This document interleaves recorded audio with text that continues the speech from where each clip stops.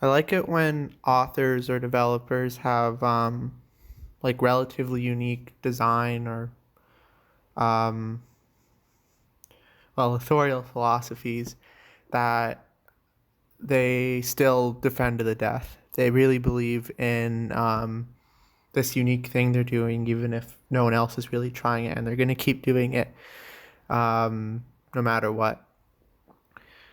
And there's a game I just played like that. That sort of gave me mixed feelings. Um, that on one hand felt like it had something very interesting at the center, but on the other, had a lot of more foundational elements that it felt like just didn't quite work.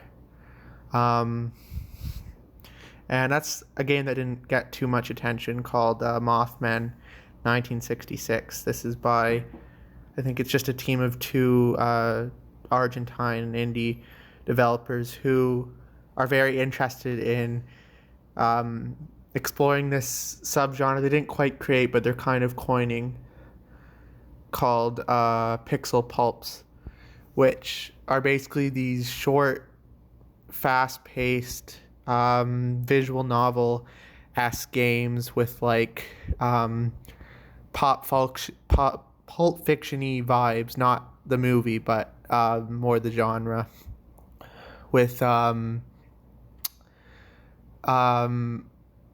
ideas that like historically have come off as simple or crude, and sort of trying to twist that into something more interesting and cohesive. Um, and for the first, Mothman's a very short game. It took me less than 2 hours. Um, for the first little bit, I was kind of feeling it. Um, there's this post that the Mothmen developers made. I'm not going to throw it into the video because I'm pretty lazy, but it basically said, it was basically read as a defense of their philosophy and the kinds of characters they're interested in using in these pixel pulps they're going to be making, which is basically what I like to call almost cliches, where the the intention is to take basically a cliche character and not even deconstruct it. It's to veer them ever so slightly away from that cliche, so as to touch on something very human that a more complex character sort of gets too specific to do, sort of gets too much into the writer's own soul to really express. And intuitively, that's something I find really interesting. There's a reason cliches exist, right? It's because they probably do touch onto something, most of them at least, probably touch onto something very human. That in wide strokes is probably true of us as a species. And if you can just veer a little away from that, in theory, maybe you can access like everything that's wonderful and human about a cliche, and at the same time, something that feels a little more real than the broadest cliche could possibly feel. Um, and yeah, Mothman was interesting in a lot of ways. Um, I thought it started out pretty sharp. Like, I was interested in these characters. I was interested in seeing how they were all going to go in slightly different directions than you expected, but not so different as just to be absurd. Um, and in the end, I felt like the problem was it rushed into its story so quickly as to ruin the appeal of an almost cliche. So I felt like the characters just became regular cliches.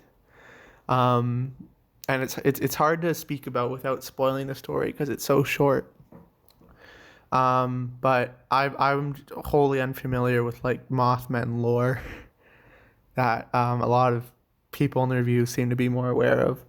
Um, but that's basically the center of the game. Maybe I should have had a little more familiarity with Mothmen before playing a game called Mothmen. But yeah, I felt like the main problem here was, um, if you want to have characters that are almost cliches but not quite cliches, you need enough time to give them some breathing room. You need enough time to respect their normality. You need enough time to like understand them, just like you would any character.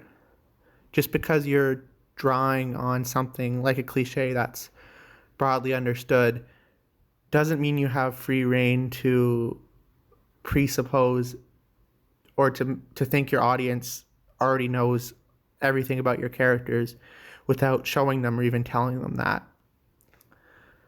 And I think that's ultimately the trap Mothmen falls into. It's very quick to get into its somewhat convoluted story that's probably more lore heavy than it should be given its length. And I hope for the future these pixel pulps. I guess the first thing is I'm not sure if the philosophy is good. I'm not sure I necessarily agree with it. Because I think there are criticisms to be made of the idea of like an almost cliche. Just as there's a reason for cliches existing, there's a reason for totally uncliched characters to exist that are more personal to and specific to like the writer's experience, as opposed to something that just touches on the broad strokes of society. Like, in a way, a totally unconventional character can feel more human than like an archetype ever could. So that's potential problem the first. But setting that aside, presuming almost cliches can make compelling characters, and that these games could be very compelling in if they adapted themselves more around those almost cliches. I think they should be longer, and I question the insistence on making these fast-paced games where the lore hits you over the head and where something has to happen very quickly.